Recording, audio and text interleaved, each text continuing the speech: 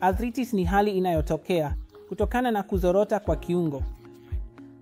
Kwa wazee, kutokana na uchakavu mwingi au matumizi kupita kiasi.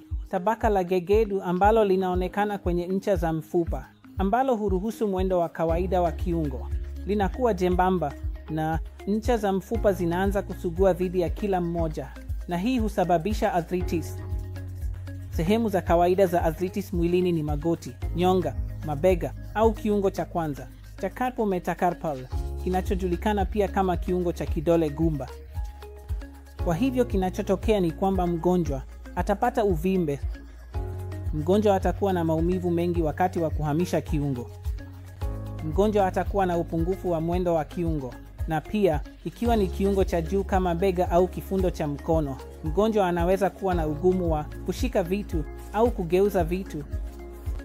Ikiwa ni goti, mgonjwa atakuwa na ugumu wa kusimama kutoka kwenye nafasi ya kukaa au kupanda ngazi. Hivyo hizi ndizo dalili za kawaida tunazoziona katika arthritis. Matibabu ya arthritis yanategemea ukali wa arthritis. Kwa hivyo ikiwa ni kesi ya kawaida inaweza kutibiwa kwa dawa. Kwa kesi za wastani tunaweza kutumia kitu kinachoitwa splints.